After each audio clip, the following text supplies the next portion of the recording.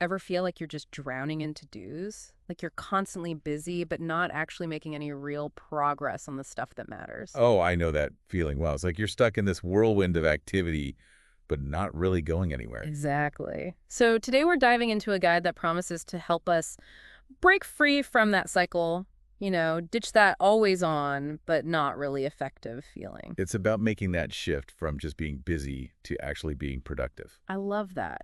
But how do we actually make that happen, especially for like frontline managers, right?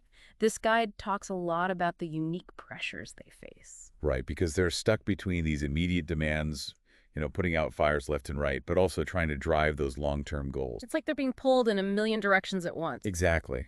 And it's so easy to get caught up in the day-to-day chaos that we lose sight of the bigger picture. Totally. So how does this guide suggest we tackle that challenge? Well, one of the most powerful concepts they introduce is this idea of alignment. They actually use a really interesting analogy, a rocket analogy. Ooh, I love a good analogy, especially if it involves space. Okay, so picture this. You've got this incredibly powerful rocket, fully fueled and ready to blast off to Mars. Okay, I'm on board with you so far. But here's the catch.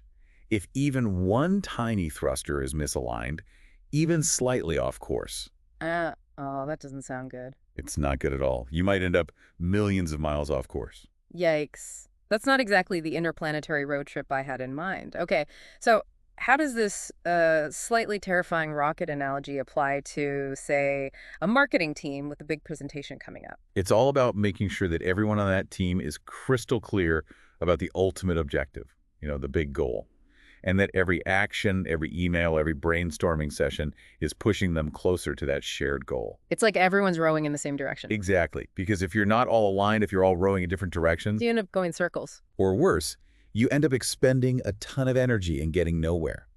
You risk wasting time and resources on efforts that might look impressive, but don't actually move the needle. Okay, so I'm hearing that alignment isn't just some fluffy buzzword.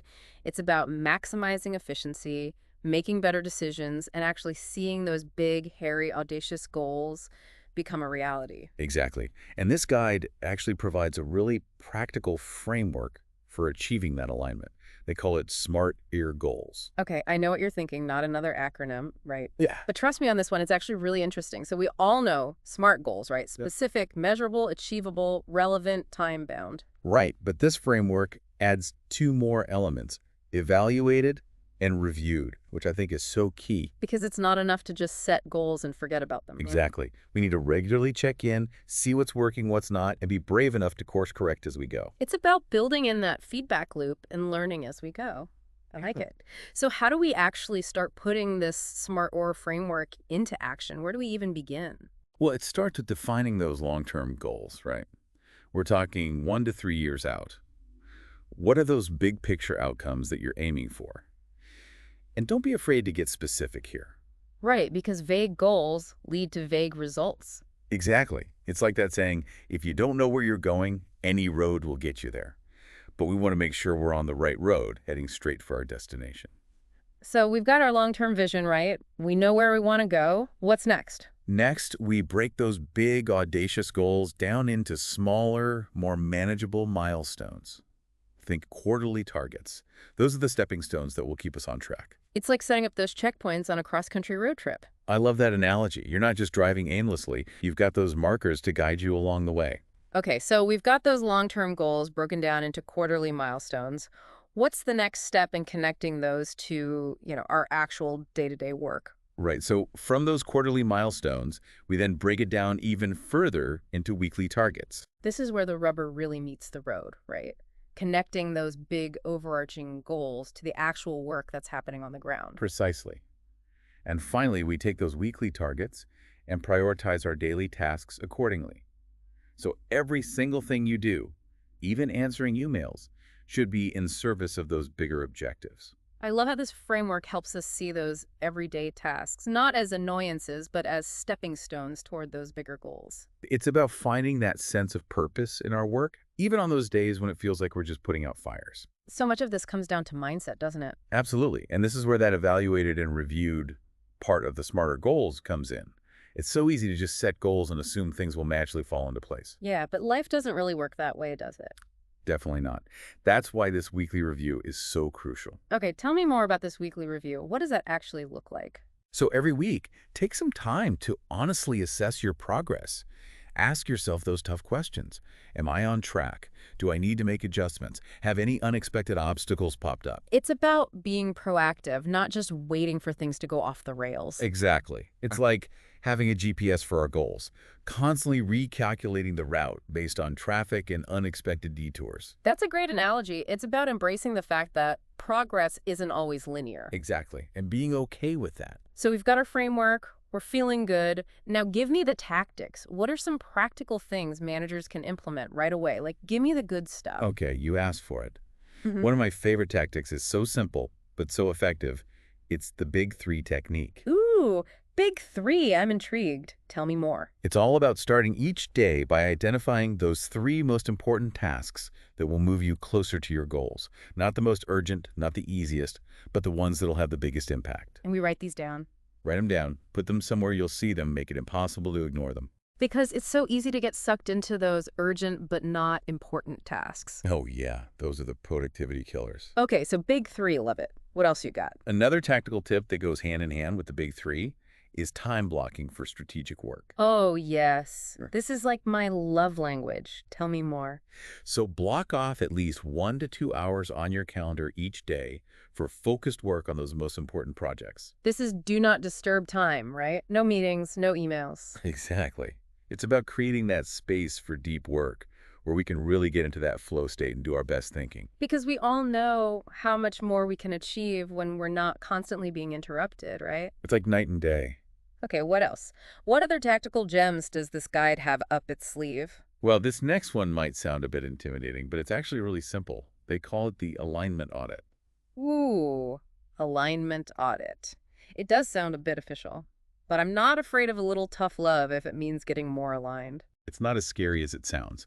Once a week, just take a look at your calendar and your to-do list.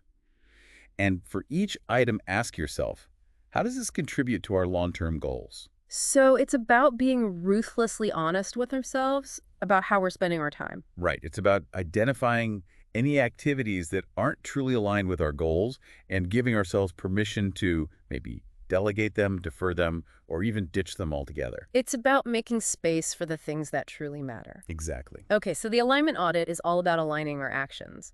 But what about our mindset? You know, those moments when we're faced with a tough decision or feeling that pull between the urgent and the important. Right. Those moments of truth. That's where the future you exercise comes in. Future you. Okay, now you've piqued my interest.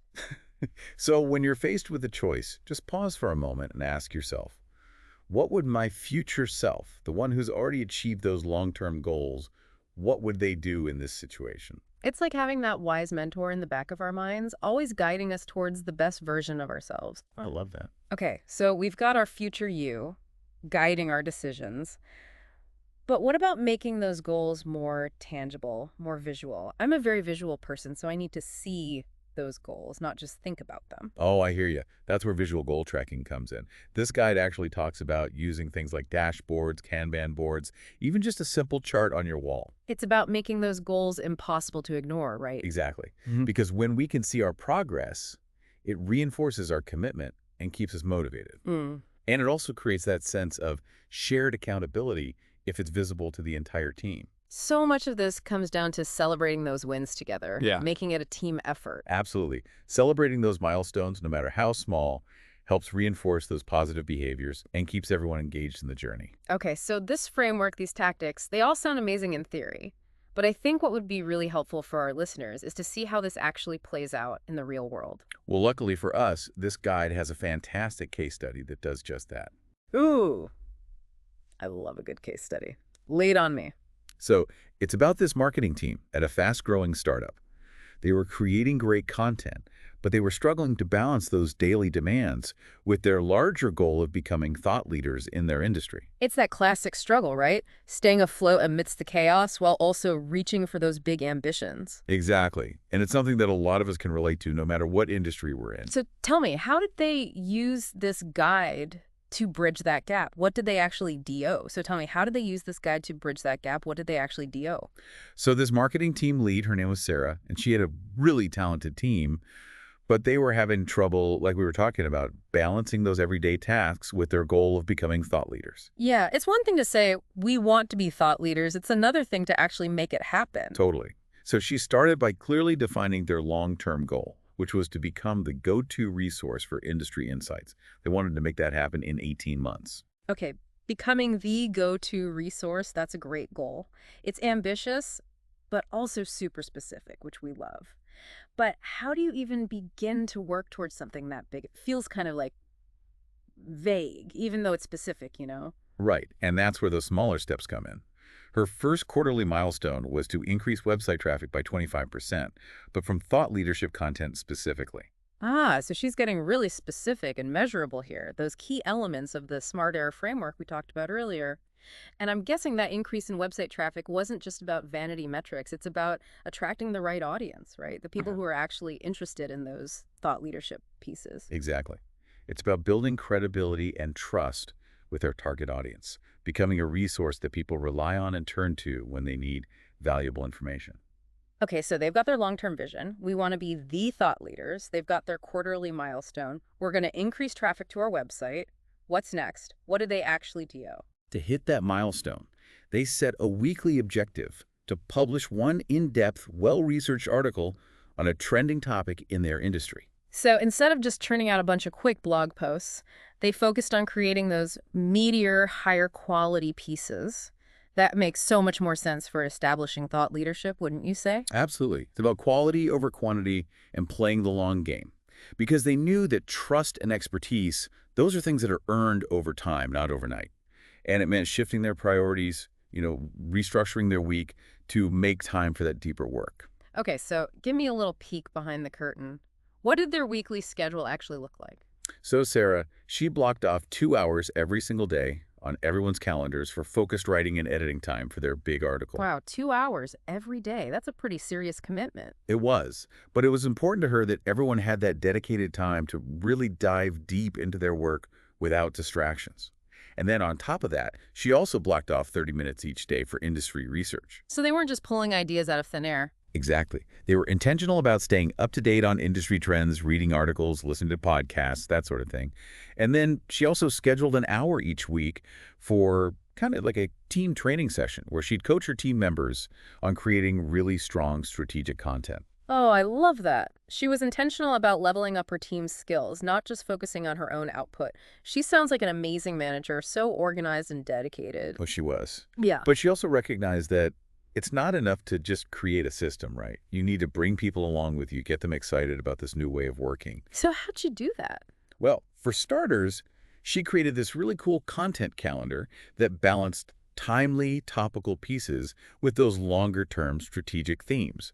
That way, they were staying relevant and meeting their audience's immediate needs, but never losing sight of that bigger goal of becoming thought leaders. That is such a smart approach. It's like having the best of both worlds. You're current, but also strategic. Did she do anything else to keep everyone on track, make sure everyone was actually aligned on this? She did. She was big on having these very clear criteria for evaluating their content ideas. They actually had something called a thought leadership scorecard. A thought leadership scorecard. Okay, I'm picturing like a little rubric they would use. Tell me more. It was basically just a checklist of questions they would ask themselves before hitting publish on anything like, does this provide unique insights? Or does this position us as experts? I love it. I need one of those for my own work, seriously. Yeah. It's so easy to get caught up in the excitement of an idea and forget to like zoom out and look at the bigger picture. Right. And then to make sure everyone understood those criteria, that everyone was really on the same page, she held weekly trend talks with her team. Trend talks. Okay, now I'm really intrigued. Tell me everything. So once a week, the team would get together and they'd talk about industry trends, they'd brainstorm content ideas, and Sarah would use that time to connect their daily work back to those bigger industry shifts, those larger conversations. Oh, I love that. It's a clever way to get the creative juices flowing, but it also gives everyone a chance to zoom out and see how their work fits into the bigger picture. Exactly. And I think that's something a lot of people crave at work, right? That sense of purpose, that feeling that their work actually matters. And the best part is, this whole approach actually got them real measurable results. Okay, stop holding out on me. What kind of results are we talking about here? Okay, stop holding out on me. What kind of results are we talking about here? Well, in just 6 months, They saw a 40% increase in website traffic from their target audience. And 40% in 6 months. That's incredible. It was huge. And it wasn't just about the numbers. They saw a 50% increase in engagement. So people weren't just landing on their site, they were actually reading those articles, leaving comments, sharing the content, the whole 9 yards. Exactly. Their content was resonating. Yeah. And on top of that, they received 3 speaking invitations at industry conferences. Wow, talk about a home run. They went from just creating content to being recognized as experts and sought-after speakers. And you know what's even better? All of this, all these changes, it didn't just benefit the company. Sarah's team, they actually started reporting higher levels of job satisfaction. They felt more connected to the company's mission. See, this is what it's all about. It's a win-win. The company benefits from having a more aligned, more engaged team, and the team benefits from feeling like their work actually matters. Absolutely. Everyone wins when you have that shared sense of purpose. This case study is such a great example of how this framework isn't just some abstract idea. It can lead to real, tangible results. And speaking of tangible results, for those of you listening who are ready to, ditch the busyness and step into a more purposeful, more productive way of working, this guide actually offers a 5-step action plan. It's a really great starting point. Okay, let's hear it. What's step 1? Step 1 is to clarify your vision. And I know it can be tempting to just jump right into action, skip this part, but it's so important. Right, because if we don't know where we're going, any road will get us there, right? Exactly. So spend some time this week and really think about where you want to go. Define those long-term goals, both for yourself and for your team. And don't be afraid to get granular here. Remember those SMART ERR goals: specific, measurable, achievable, relevant, time-bound, evaluated, and reviewed. And remember, this isn't about creating something that's set in stone, right? Think of it as a working document. Yeah, it's a starting point. It can evolve over time. Okay, step 1, check. What's step 2? Step 2 is to map out your milestones. How are you going to get there? Remember Sarah's team breaking down that big, hairy, audacious goal into quarterly targets. Right. If step 1 is about defining the destination, step 2 is all about planning the journey. Yes. So ask yourself, what needs to happen in the next 3 months, 6 months, 12 months to keep you on track? What are those key achievements that will signal to you, yes, we're headed in the right direction? And those milestones, they need to be really concrete and measurable, right? Absolutely. Yeah. We need to be able to look back and say, without a shadow of a doubt, yes, we hit that milestone, or no, we missed the mark, and here's why, and here's what we're going to do differently next time. Love it. Okay, step 2, done. What's next? Step 3 is all about building in that regular reflection time, that time to pause and course correct. So block off 30 minutes on your calendar every Friday afternoon for a meeting with yourself. Wait, a meeting with myself? I have to admit, that's not something I usually schedule in my calendar, but I like the sound of it. Trust me on this one, it's a game changer. So what exactly am I doing during this meeting with myself? This is your time to reflect on the week, celebrate your wins, even the small ones, identify any roadblocks, and adjust your plan for the following week. I love that. It's like a weekly reset button. We're ending our week on a proactive note, instead of starting Monday morning feeling stressed and overwhelmed. Okay, so step 3 is a weekly check-in. What's step 4? Step 4 brings us back to those daily actions, those little things we can do every single day to stay aligned. Remember that big 3 technique we talked about earlier? Oh, yes. Start each day by identifying your 3 most important tasks. Exactly. Those 3 things that, if you got nothing else done today, you would still feel like you moved the needle. Love it. Okay, we're clarifying our vision, mapping out milestones, having those weekly check-ins, and starting each day by identifying our big 3. What's the final step on our journey to peak productivity? The final step, and arguably the most important, is communication, collaboration, and celebration. Share this whole alignment plan with your team. Explain the why behind it. Make sure everyone understands how their work connects to the bigger picture. And celebrate those wins. Yes, make it fun. Absolutely. Celebrate the big wins, celebrate the small wins, recognize individual achievements, celebrate team accomplishments. I love how this whole framework is about so much more than just checking things off a to-do list. It is. It's about finding purpose and meaning in our work. It's about creating a work environment where people feel valued, challenged, and inspired. It's about ditching that always on but not really effective feeling and stepping into a more intentional, more aligned way of working and living. Beautifully said. Well, that's all the time we have for today. A huge thank you to our amazing guest expert for sharing so many valuable insights. It's been a pleasure being here. And to our listeners, thank you for joining us for another deep dive. We'll be back next week with another fascinating topic. Until then, stay curious and keep those to-do lists aligned with your biggest goals.